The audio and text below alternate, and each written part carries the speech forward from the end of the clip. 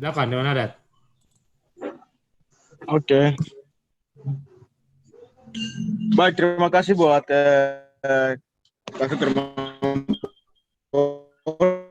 juga Jubi yang coba memfasilitasi, coba melakukan kampanye petisi rakyat Papua menyangkut otonomi khusus ini. Bagi kami, Dewan Adat Papua, kita sudah punya sejarah bahwa pernah Dewan Adat Papua melakukan konsultasi yang besar di tahun 2005 untuk mengembalikan Otsus. Oke. Sehingga, baik, terima kasih buat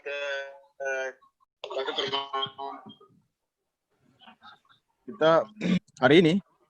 Terima kasih buat seluruh teman-teman rekan-rekan gerakan rakyat, baik pemuda, gerakan mahasiswa maupun di Yolinda PPP bisa tergabung di dalam petisi rakyat. Pertama, kita baru saja melihat secara langsung bahkan terlibat dalam gerakan rakyat melawan rasisme di Papua.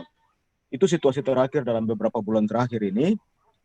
Di situ sudah terlihat jelas bahwa negara atau pemerintah itu gagal bagaimana melakukan kebijakan-kebijakan di Papua. Bahwa isu rasisme ini membangkitkan gerakan perlawanan yang cukup kuat di seluruh wilayah Papua. Kemudian dengan situasi begitu, negara menunjukkan kebijakan militernya yang cukup kuat di Papua.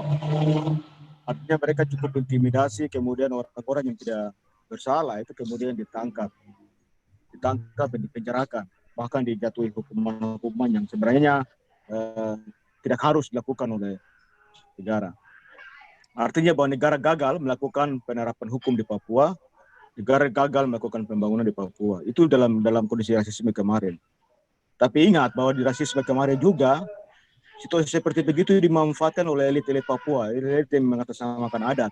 Mereka ada sebanyak 61 orang, itu difasilitasi oleh negara, difasilitasi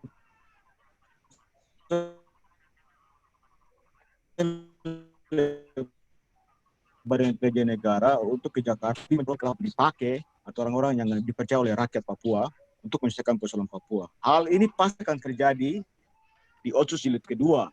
Pasti negara juga akan menyusun hal yang sama untuk mengumpulkan seluruh rakyat Papua yang dengan mudah dibeli, kemudian diberikan jaminan uang dan segala macam, kemudian akan membelokkan situasi kondisi Papua hari ini.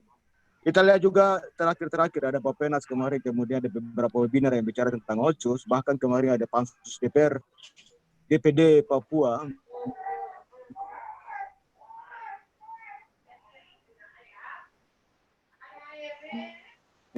Katakan bahwa Otsus akan tetap berlanjut. Rakyat. Mereka tidak pernah melakukan konsultasi ke rakyat. Mereka tidak pernah mendengar aspirasi rakyat.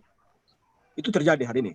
Artinya bahwa Dewan Adat Papua melihat bahwa situasi kondisi hak asasi manusia sampai Otsus ini mau berakhir, itu tidak ada satupun kasus yang pernah diselesaikan.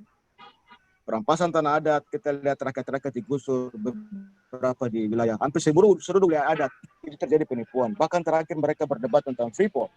Kalau kita lihat perkembangan terakhir, yang hari ini negara mengutang tanpa melibatkan masyarakat adat Papua. Ini membuktikan bahwa sesuatu yang fatal, sehingga hari ini masyarakat adat Papua, seluruh wilayah adat Papua tidak boleh lagi terjebak, tapi terlibat aktif untuk mendorong masyarakat, mendorong tidak. Ada mekanisme. Bahwa Dewan Adat Papua sudah punya cara bagaimana rakyat duduk kemudian difasilitasi oleh pihak ketiga atau pihak internasional. Duduk dan membicarakan persoalan. Tidak bisa melibatkan Jakarta dan Papua atau PSSI secara sektoral. Rakyat Papua bersama seluruh kekuatan rakyat Papua mendudukkan persoalan untuk berunding. Artinya bahwa ada pihak ketiga yang memfasilitasi sehingga ada solusi perdamaian di Papua.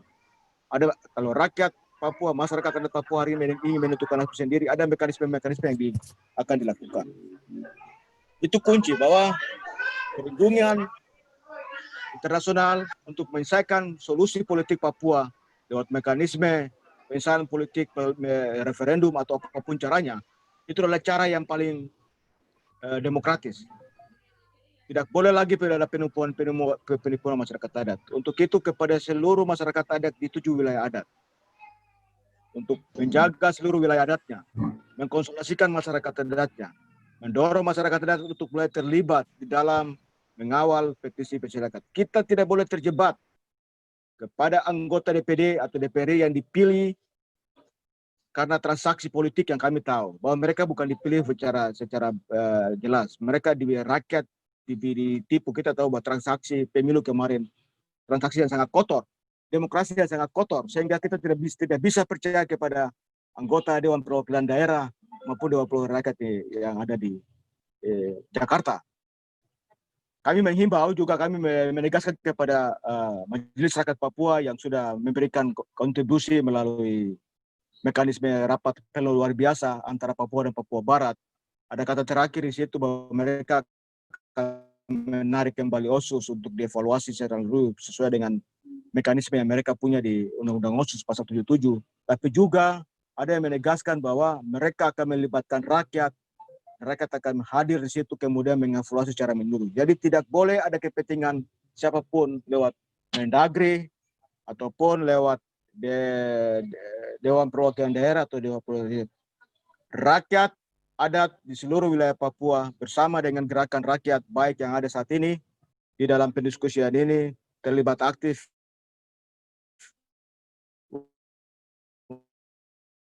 untuk mendukung petisi rakyat Papua menuju sebagai Papua. Kira-kira begitu.